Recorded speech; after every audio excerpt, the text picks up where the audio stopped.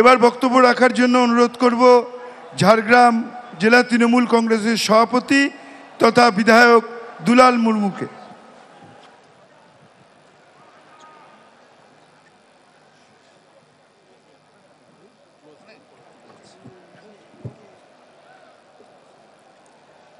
तेहें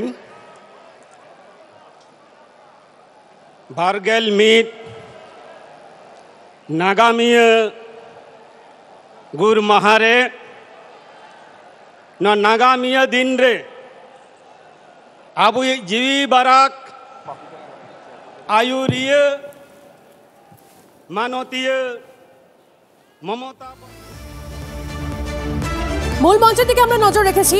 যে ছবি আপনারা দেখছেন ইতিমধ্যেই একে একে সকলেই বক্তব্য রাখছেন, সমস্ত নেতারা বক্তব্য রাখছেন। ২১-এর মঞ্চে নজর ২৬-এর দিকে অবশ্যই থাকবে এবং আজ রাজনৈতিকভাবে অত্যন্ত গুরুত্বপূর্ণ একটা দিন এবং তার পাশাপাশি যারা কর্মী সমর্থকরা রয়েছেন তারাও দূর দূরান্ত থেকে এসেছেন এবং আপনাকে জানিয়ে রাখি কিছুক্ষণের মধ্যেই সভা মঞ্চে মমতা বন্দ্যোপাধ্যায়।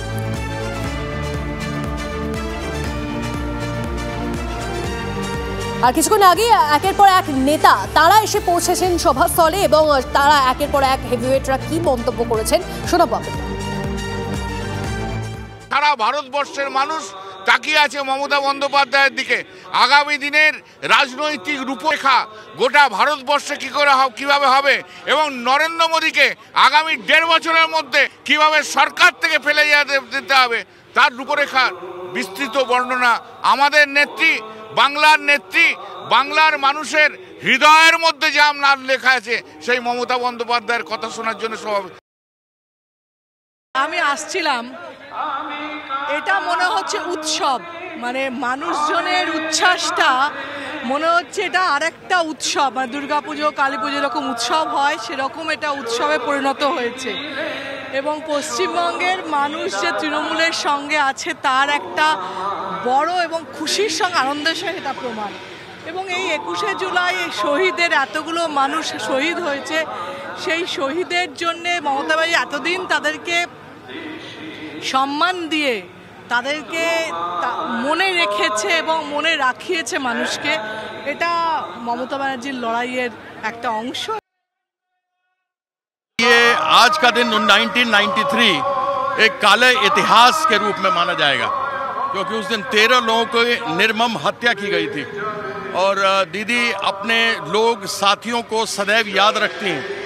आज उन्होंने भी हमको राजनीति में पुनर्जन्म दिया है, तो दीदी का ये एक बात है कि वो लोगों को याद रखती है। अपने लोग जो साथ में रहे, जो बिछड़ गए, उन सबों के याद में यह हर एक वर्ष होता है, तो हम लोग उसमें आए हैं। उनका धन्यवाद है कि नए एमपी बने हैं, उनका आशीर्वाद बना रहे, हम लोग करते रहेंगे।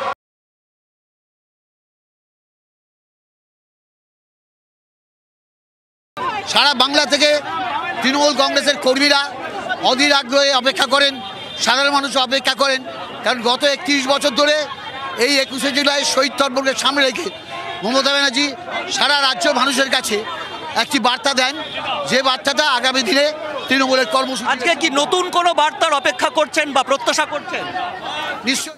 এই মুহূর্তে আর একটা গুরুত্বপূর্ণ ছবি দেখাচ্ছি আপনাদের সরাসরি দেখুন। ২১-এর মঞ্চে যাওয়ার আগে মমতা বন্দ্যোপাধ্যায়ের কালীঘাটের বাড়িতে অখিলেশ যাদব সমাজবাদী পার্টির সুপ্রিমো অখিলেশ যাদব পৌঁছে গেছেন মমতা বন্দ্যোপাধ্যায়ের বাড়িতে। এই মুহূর্তে সরাসরি সেই ছবি TV9 বাংলায় সবার আগে দেখাচ্ছি আপনাদের। মমতা বন্দ্যোপাধ্যায়ের কালীঘাটের বাড়িতে সমাজবাদী পার্টির সুপ্রিমো অখিলেশ যাদব দীক্ষা। আমরা দেখতে পেলাম যে অখিলেশ যাদব এয়ারপোর্টে নামলেন এবং সরাসরি সেখান থেকে তিনি ডেরিকো বায়নের সঙ্গে বেরিয়েছেন এবং এই মুহূর্তে তার কনভয় মুখ্যমন্ত্রী মমতা বন্দ্যোপাধ্যায় হরিশ চ্যাটার্জির বাড়িতে। এখান থেকেই মুখ্যমন্ত্রী মমতা বন্দ্যোপাধ্যায়ের সঙ্গে অখিলেশ যাদব একসঙ্গে ২১শে মঞ্চে যাবেন বলে আমরা জানছি এবং আমরা দেখতে পাচ্ছি সেই কনভয়ের ছবি। সেই কনভয় মুখ্যমন্ত্রীর বাড়ির সামনে গিয়ে পৌঁছলো অর্থাৎ কিনা মুখ্যমন্ত্রী যাওয়ার আগে অখিলেশ যাদব অর্থাৎ সমাজবাদী পার্টির সুপ্রিমো অখিলেশ যাদব তিনি এসে আগে মুখ্যমন্ত্রীর বাড়িতে এলেন এবং এখান থেকেই তিনি ২১শে জুলাইয়ের মঞ্চে যাবেন। আমরা সেই ছবি দেখতে পাচ্ছি যে আমরা সরাসরি ছবি দেখানোর চেষ্টা করছি যে অখিলেশ যাদবের কনভয় মুখ্যমন্ত্রীর ঠিক বাড়ির সামনে হরিশ চ্যাটার্জির চিনে দাঁড়িয়ে রয়েছে এবং এখান থেকেই তিনি মুখ্যমন্ত্রীর সঙ্গে মঞ্চে যাবেন। এবারের বড় চমক, মুখ্যমন্ত্রী গতকালও বলেছিলেন প্রত্যেকবারেই কাউকে না কাউকে আমন্ত্রণ জানানো হয়, এবছর অখিলেশ যাদবকে আমন্ত্রণ জানানো হয়েছিল এবং তার প্রেক্ষিতেই মুখ্যমন্ত্রীর বাড়িতে আজকে এসে পৌঁছলেন তিনি। সরাসরি এয়ারপোর্ট থেকে, এবং এখান থেকেই তিনি মঞ্চে যাবেন। বেশ, আপাতত ধন্যবাদ দীঘা। এই মুহূর্তে যে ছবি আপনারা দেখছেন, অখিলেশ যাদব মঞ্চে যাওয়ার আগে মমতা বন্দ্যোপাধ্যায়ের কালীঘাটের বাড়িতে। মমতা বন্দ্যোপাধ্যায়ের কালীঘাটের বাড়িতে ইতিমধ্যে অখিলেশ যাদব পৌঁছে গেছেন। আর কিছুক্ষণের পরেই মমতা বন্দ্যোপাধ্যায় তিনি রওনা হতে চলেছেন। এরপরে তিনিও বক্তব্য রাখবেন। আর আপনাদেরকে জানিয়ে রাখি আরও একটা গুরুত্বপূর্ণ বিষয়, সেটা হচ্ছে যে বৈঠক সভা শেষে মমতা বন্দ্যোপাধ্যায়, অভিষেক বন্দ্যোপাধ্যায় এবং অখিলেশ যাদবের একটা বৈঠক করার কথাও জানতে পারা যাচ্ছে সূত্র মারফত। গুরুত্বপূর্ণ, খুবই গুরুত্বপূর্ণ বিষয়। সভা শেষে মমতা বন্দ্যোপাধ্যায়, অভিষেকের সঙ্গে বৈঠক রয়েছে অখিলেশ যাদবের। সমাজবাদী পার্টির সুপ্রিমো অখিলেশ যাদব তিনি মমতা বন্দ্যোপাধ্যায়ের আমন্ত্রণে আজ শহর কলকাতায় ইতিমধ্যেই পৌঁছে গেছেন তার বাড়িতে। আর কিছুক্ষণের মধ্যেই অখিলেশ যাদবকে সঙ্গে নিয়ে মমতা বন্দ্যোপাধ্যায়কে দেখা যেতে পারে মঞ্চে, সভা মঞ্চে। আর তার আগে এই মুহূর্তে যে ছবি আপনাদের দেখাচ্ছি, মমতা বন্দ্যোপাধ্যায়ের বাড়িতে অখিলেশ যাদব।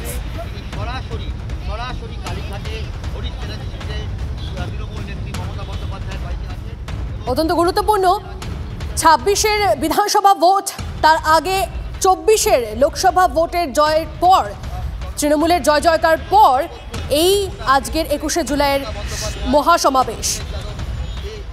আজকের এই সমাবেশ থেকে একের পর এক গুরুত্বপূর্ণ বার্তা দিতে পারেন মুখ্যমন্ত্রী মমতা বন্দ্যোপাধ্যায় এবং অভিষেক বন্দ্যোপাধ্যায়।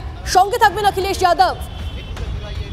এই বিষয়টাও একটি বড় চমক, কারণ অখিলেশ যাদবের উপস্থিতি ইন্ডিয়া জোটের যে ঐক্যবদ্ধ, ইন্ডিয়া জোট কতটা ঐক্যবদ্ধ, কতটা একতা রয়েছে ইন্ডিয়া জোটে, প্রাসঙ্গিক করে তোলা ইন্ডিয়া জোটকে এই রাজ্যেও, সেই বিষয়টা উঠে আসতে চলেছে।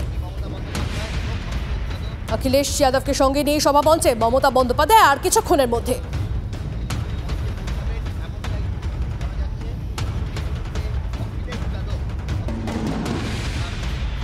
কিছুক্ষণ আগেই আমরা শুনছিলাম, একটু আগে মমতা বন্দ্যোপাধ্যায়, বেশ কিছু নেতারা একের পর এক বক্তব্য রাখছিলেন এবং এরপরেও বেশ কিছু নেতা বক্তব্য রাখবেন। কি বলেছেন শোনাবো আপনাদের। 21শে জুলাইয়ের সঙ্গে কোনো নির্বাচনকে দেখিয়ে খাটো করে লাভ নেই। 21শে জুলাই কিন্তু আবেগ। 21শে জুলাই আমরা যতদিন বেঁচে থাকবো, সুস্থ থাকবো, 21শে জুলাই আমাদের কাছে আবেগ। যারা কুৎসা করে, মিথ্যাচার করে, অপপ্রচার করে, বাংলা বিদ্বেষী আচরণ করে, তারাও যখন ভোট দিতে যায়, ভোটার আই কার্ড দেখিয়ে তারা যে ভোটাধিকারটা প্রয়োগ করে, তৃণমূলের বিরুদ্ধেও ভোটাধিকার প্রয়োগ করলে সেই ভোটার আই কার্ড দেখিয়ে ভোটাধিকার প্রয়োগের অধিকারটা এনে দিয়েছিল 1993-এর মমতা ব্যানার্জির এই ঐতিহাসিক আন্দোলন এবং 13 জন শহীদের আত্মবলিদান। সুতরাং তাদেরও উচিত আজকে শহীদ তর্পণে অংশগ্রহণ করা। রাস্তাটাকে ধরিয়ে দিব, এই শপথ, এই অঙ্গীকার নিয়ে আমরা লড়ব, এই আশা, এই প্রত্যাশা রেখে আমি আমার বক্তব্য শেষ করলাম। জয় হিন্দ, জয় জোহার। মমতা বন্দ্যোপাধ্যায় জিতকর, অভিষেক বন্দ্যোপাধ্যায় জিতকর। অসংখ্য ধন্যবাদ দুলাল মুর্মুকে।